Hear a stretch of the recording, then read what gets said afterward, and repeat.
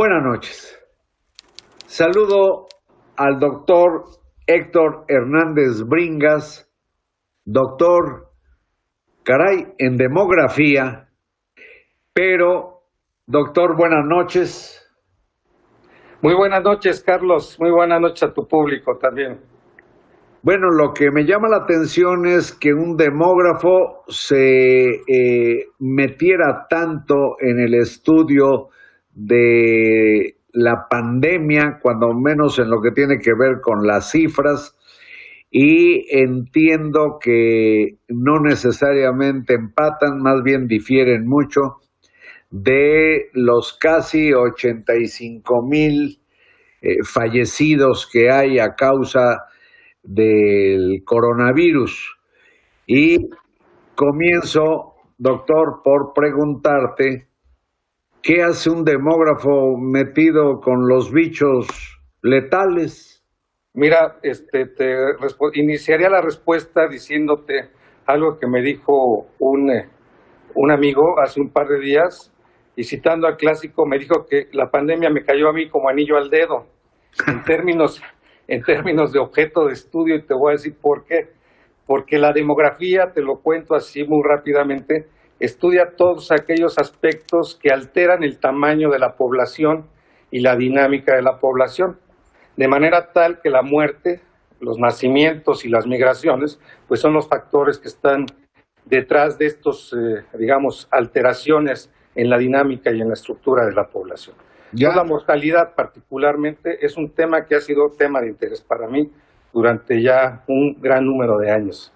Y justo analizando los muertos es que me meto a este tema del COVID.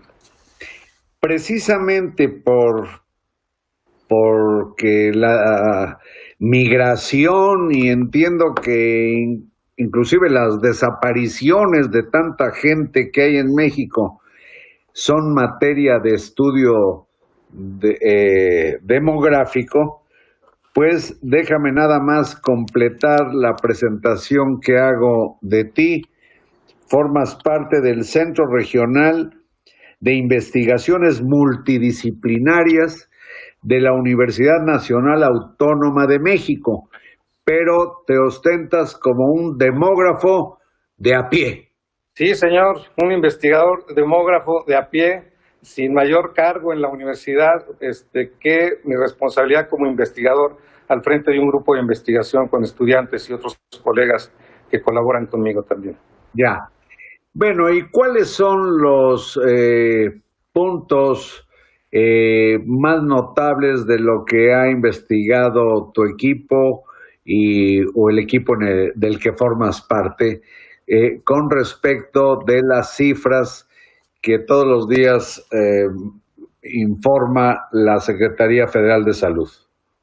Mira, el interés inicial, Carlos, surge de conocer, más allá de las cantidades de personas que han tenido la desgracia de fallecer y que nos informan cotidianamente en las conferencias vespertinas el doctor López-Gatell y su equipo.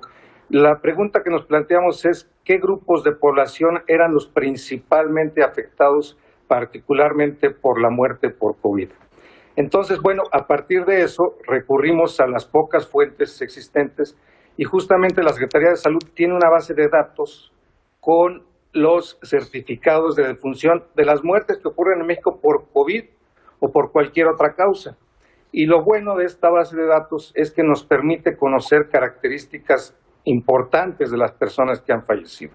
Nos permiten conocer el sexo, obviamente, la edad, pero también otras condiciones socioeconómicas de las personas que fallecen, en particular en el tema COVID.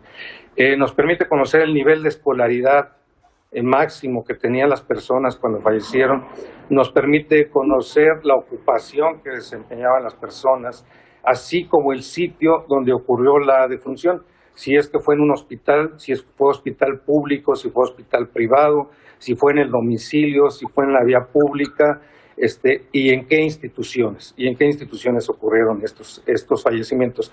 Entonces de ahí inicia nuestro interés por el tema del COVID, por tratar de entender qué grupos sociales eran los principalmente impactados por la mortalidad por COVID, ¿no? ¿Y cuáles han sido?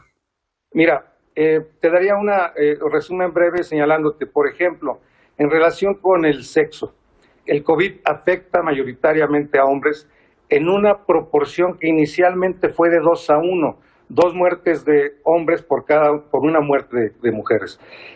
Sin embargo, esto se ha ido moviendo a lo largo de los meses y la brecha entre los sexos se ha ido cerrando, de manera tal que hoy ya la participación de la mujer es relativamente mayor en el total de muertes y la proporción ahora se ubica en 1.7 muertos hombres por una mujer, ¿no? Si bien hay supremacía masculina todavía en este tema, las mujeres parece que están participando, si me permites el término, entre comillas, en este tema de las defunciones.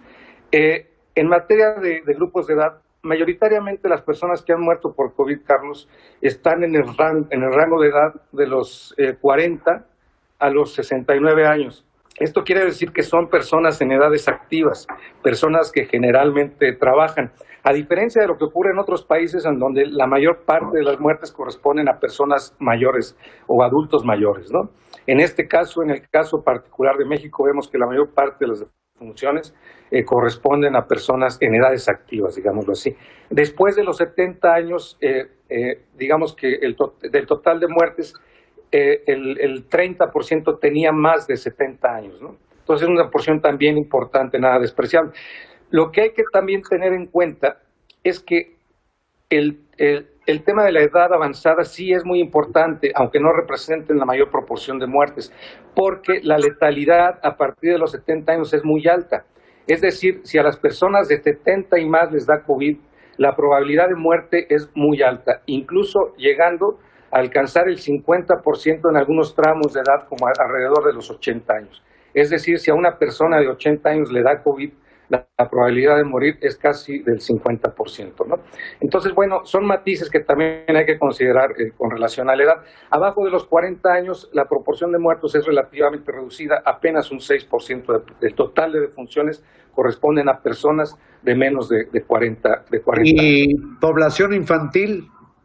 Sí, claro, hay muertes de niños, hasta de bebés, de meses, sin ninguna duda, aún no en una proporción, digamos, muy alta, pero sin duda ocurren y no han dejado de ocurrir y se ha mantenido este porcentaje de muertes, incluso infantiles, a lo largo de los meses. No pero es una proporción ínfima.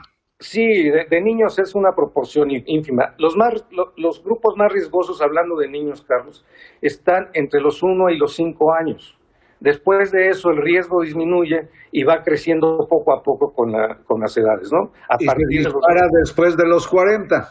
Se dispara después de los 40, efectivamente. A ver, doctor Héctor Hernández Bringas, ¿qué hay con las cifras? Porque pues se manejan distintas, inclusive la semana pasada hubo un brinco con la actualización de datos de la Secretaría de Salud y aunque no es así, pero de un día para otro la cifra aumentó más de 2,000 y pico de decesos. ¿Cuáles son las cifras que toma en cuenta este centro regional en el que trabajas y lo que has estudiado, tomando en cuenta los fallecimientos en que no hay evidencia científica de que padecieron coronavirus, pero dieron síntomas que hacen suponer que lo padecían? Sí, mira, esto que ocurrió la semana pasada, en donde de un día para otro nos reportaron un adicional de muertes de casi 2,800, fue hace justo una semana, es una aceptación implícita, aunque no suficiente, todavía muy pobre, de lo que muchos hemos dicho y hemos insistido acerca de la existencia de una muy importante cifra negra en relación con el número de decesos que han ocurrido. Mira, te doy un dato que es muy ilustrativo, Carlos. Analizando la base de datos de defunciones a la que te hacía alusión hace un rato, la que concentra los certificados de defunción, observamos que por cada persona que falleció por COVID, explícita y claramente señalado como COVID, hay 1.5 sospechosos de COVID. ¿Esto qué quiere decir? Que están en las actas, en los certificados de defunción perfectamente establecido. no dice que se murió por COVID, sino que había sospecha de COVID, ¿no?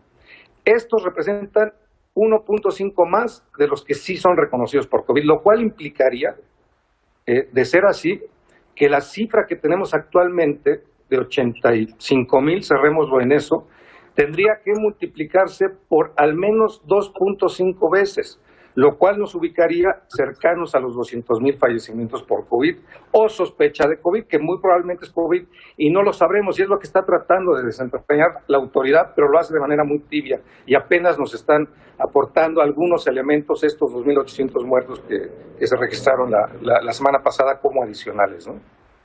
Y en los estudios que han realizado, ¿toman en cuenta el índice de letalidad de personas que son tratadas médica, clínicamente y las que no?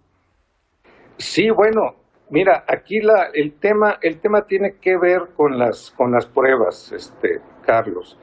En México, la autoridad sanitaria tomó una decisión muy fuerte y muy grave, que era la de tomar pruebas solamente al 10% de las personas que tenían síntomas de COVID y solamente aquellas que asistían a un centro centinela, a un centro de salud centinela, como les llaman ellos. Es decir, si tú tienes COVID, si una persona tiene COVID y no va a un centro de atención médica para hacer que le hagan una prueba, no se la van a tomar, obviamente, pero aún yendo, solamente al 10% del total de las personas se le van a tomar pruebas, ¿no? Entonces, evidentemente... Sí, doctor, el tiempo de este programa por hoy ha terminado.